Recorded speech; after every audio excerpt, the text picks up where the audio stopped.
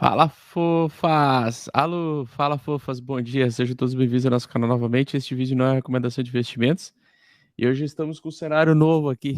A gente se mudou aqui para um prédio de 1870 em Nova York e tá totalmente excelente aqui. Tem uma lareira aqui, eu até quase liguei a lareira aqui para mostrar para vocês.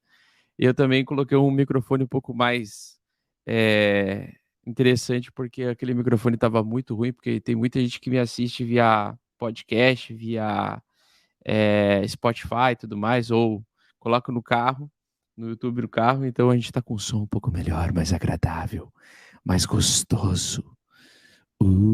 Falando no seu vidinho sobre a queda infinita do Bitcoin. Para.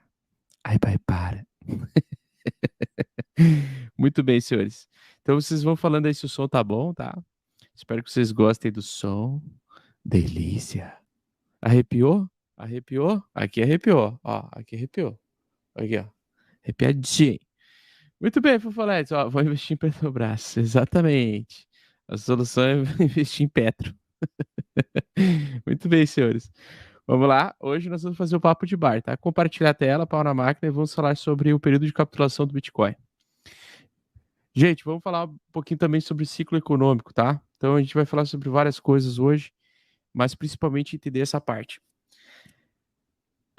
Baseado nesse gráfico, eu não quero que vocês esqueçam da psicologia do mercado, ou ciclo de psicologia do mercado, ou esse frame que eu estou mostrando para vocês. Esse é um frame que mostra basicamente o ciclo de mercado, né? A fase da euforia, a fase da complacência, a ansiedade, delírio, pânico e a capitulação. Na minha opinião, nós estamos andando na fase entre o delírio, tá? E a capitulação. E a capitulação seria aquela região que seria o fundo máximo do ciclo. E existe aí, até deixei separado aqui depois para vocês, um checklist do que é, de quando que a gente vai identificar esse fundo, essa capitulação, que na minha opinião se aproxima, tá? Embora o período seja bastante longo, acho que o período de quedas e lateralidades e o período em que a gente vai ficar por um bom tempo preso entre os preços, né, entre determinados níveis de preço, vai ser um período bem longo, acho que pode durar até o final de 2023, então nós estamos a recém na metade de 2022, seria mais um ano e meio pela frente, e agora, na metade desse ano, acredito que a gente pode, entre junho e julho, nessa transição, encontrar um dos fundos verdadeiros do Bitcoin ou uma região em que o preço seria bem interessante para ser comprado e adquirido por longo prazo, tá? Depois eu vou passar esse checklist para vocês, mas primeiro vamos falar então sobre o preço do Bitcoin da moedinha da praia, tá? E depois vocês vão colocando as perguntas que eu vou respondendo aí quando a gente fizer o papo de bar. Papo de bar. Muito bem, Fofoletes. O negócio é o seguinte: gráfico do Bitcoin média da praia, fazendo movimentação de curto prazo, aquele movimento esperado e aguardado, tá? Qual o movimento esperado e aguardado? Sai do caixote, a gente já falou isso há semanas, né? Sai do caixote, o mercado fica lateral dentro do caixote, aí ele sai para um lado, vai para o outro e depois vem rasgando para baixo. Pois bem, dessa região que desse gráfico, né, que eu desenho, eu vou dar o nome, eu vou criar o nome de padrão batimento cardíaco. Como é que é o padrão batimento cardíaco, né? Já falei isso para vocês também. Preço vem lateral, sobe, igual o preço cardíaco mesmo, né? Sobe, vem para baixo, volta a subir e mantém a estrutura lateral. É geralmente um gráfico de manipulação de preço, onde ao mesmo tempo ele consolida fundo, tá? Então o que acontece? Nós temos um fundo não retestado nessa região dos 25 mil dólares. Depois de um longo período de queda, tivemos então um pullback, uma lateralização, o preço liquidou os apostadores de baixa e agora ele vem para liquidar os apostadores de baixa que estão com as suas ordens presas aqui embaixo.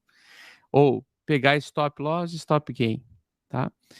E com esse tipo de movimentação então desejada, esperada e aguardada é redução de volume, então velocidade na volatilidade, aceitação máxima de prejuízo E no momento em que retesta essa região, geralmente numa aproximação dessa faixa, dessa zona de preço, nós temos a formação de um fundo. Então, esse é um fundo não testado, mas ele é um fundo verdadeiro, tá? Então, essa região de $25.000 é uma região que todo mundo está querendo e deseja ver ele voltar a essa região para entrar com força compradora mais forte. É assim que os bear traps, eles acontecem, tá? Então, esse é conhecido como região de bear trap. Existem várias regiões de bear trap em fundo, como essa daqui, por exemplo. Então, quando ele toca num fundo e ele retesta no futuro depois, ele simplesmente chega nessa região e vem com bastante força compradora temporária aqui.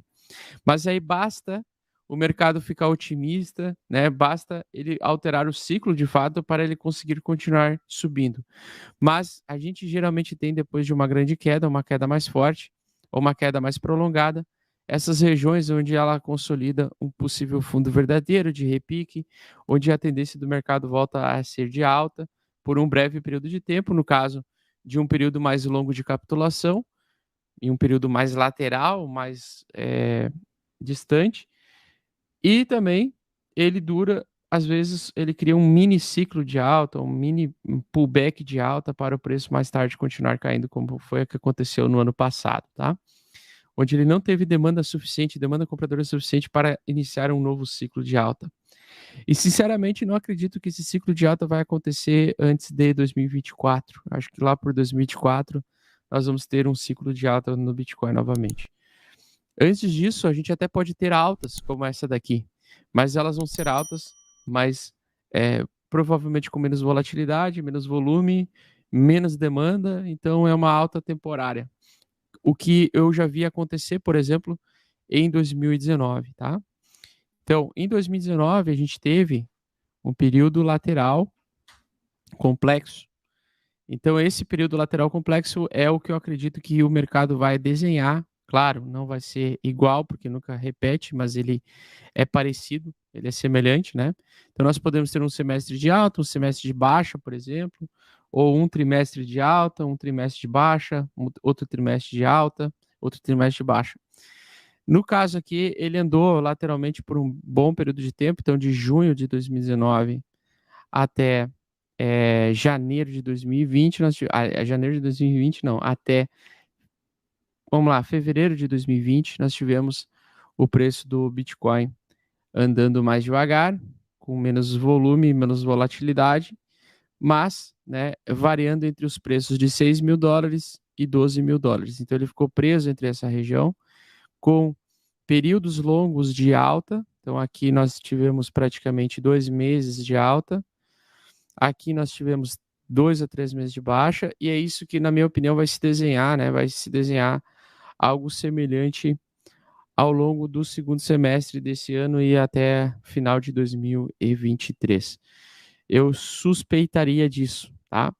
Porque eu acredito que quanto o preço mais ele cai, mais ele vai ter interesse comprador, então vai chegar um momento em que ele vai chegar nesse ponto de equilíbrio, que eu chamo de capitulação. Muita gente chama de capitulação também aquele fundo máximo, né?